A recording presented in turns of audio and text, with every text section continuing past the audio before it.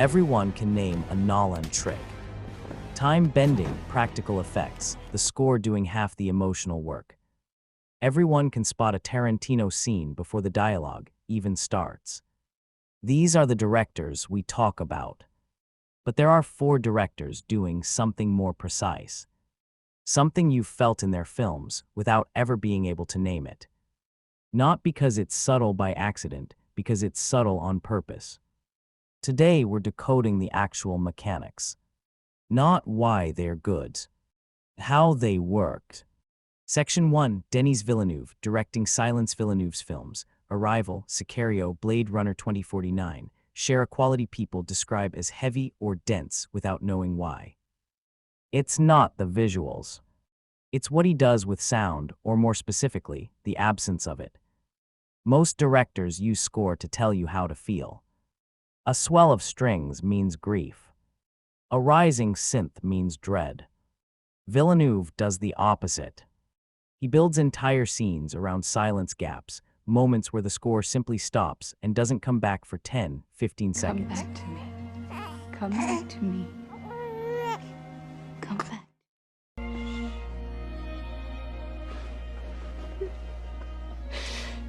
Sicario's opening raid scene has almost no music during the actual violence. You're not told to feel tension. You're forced to sit inside it because there's nothing else filling the space.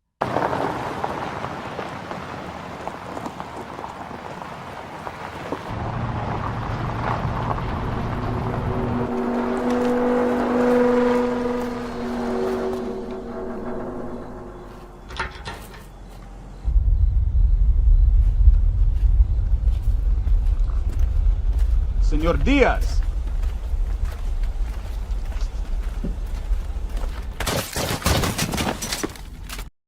Arrival takes this further. The alien communication scenes strip out ambient sound almost entirely, leaving just breathe and machinery hum. It's disorienting in a way music never could be, because your brain expects sound to guide it, and Villeneuve refuses to provide that guide. The result, his films feel more real than they should, because reality doesn't come with a soundtrack either. Yeah. Yeah, I like it. I like it. Wow. Section 2, Bong Joon-ho, Architecture as Class. Map. Bong Joon-ho doesn't need dialogue to tell you who has power in a scene. He builds the set to tell you. Parasite is the obvious example, but the mechanic runs through his entire filmography. The Kim family's home is below street level. You look up through the window to see the world. The Park family's house is elevated, glass open. When the film's turning point happens, it happens on a staircase, characters literally descending into the house's hidden lower level. Going down equals losing status. It's not subtext. It's architecture doing narrative work. Snowpiercer takes the same idea and turns it sideways. A train instead of a house, but the logic is identical: tail section poverty, engine room power, and the entire plot is characters physically moving through class structure, car by car. Still going for it, are we? Come on, let's go. Let's do it.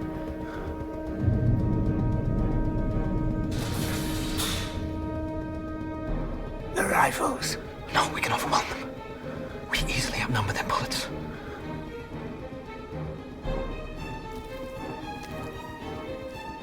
This is it. Curtis, come on. We're out of time, man. You gotta do it now.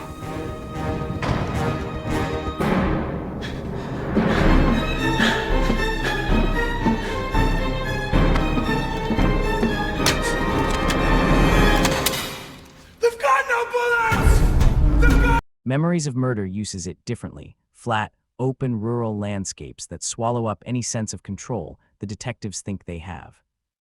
The environment isn't neutral. It's argument.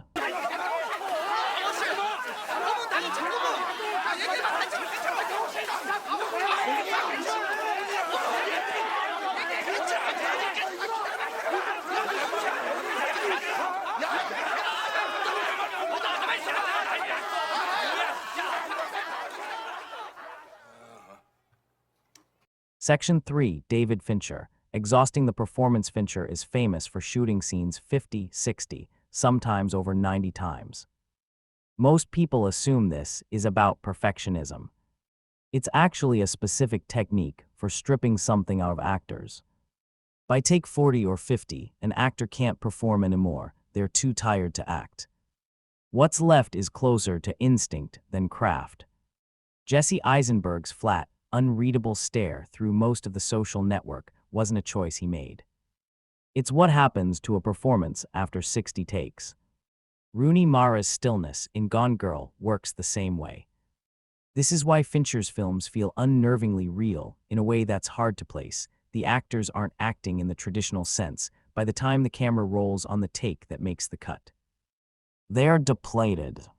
And depletion on camera reads as authenticity. C7N's interrogation scenes, The Social Network's deposition scenes, these are some of the most quietly disturbing performances in modern film, and the disturbance comes from exhaustion, not craft. Section 4, Edgar Wright. Editing as music. Edgar Wright's editing isn't fast for the sake of style. It's structured like a music track before a single frame is shot. Baby Driver is the clearest example. The entire film is cut to timing on the soundtrack, gunshots landing on beats, car doors slamming in rhythm. But this isn't new for Wright. Thank you very much, ladies and gentlemen. Right now, I got to tell you about the fabulous, most groovy bell bottoms. Bell bottoms.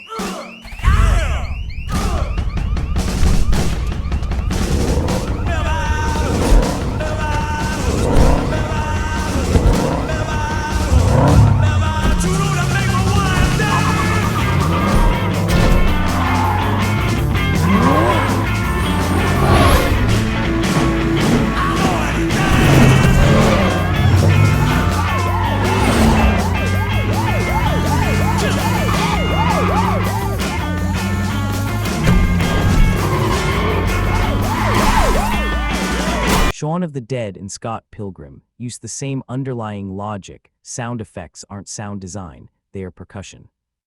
A cut isn't just changing the shot. It's hitting a note. This is why his action scenes feel different from other directors' fast cuts. Most rapid editing disorients you. Wright's rapid editing has a pulse because it was composed, not just assembled.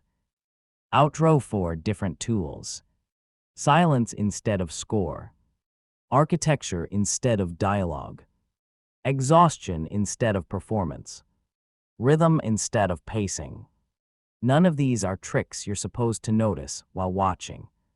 That's the whole point. You feel the mechanic working on you before you ever have language for it. That's what separates technique from style. Style you notice. Technique you just feel.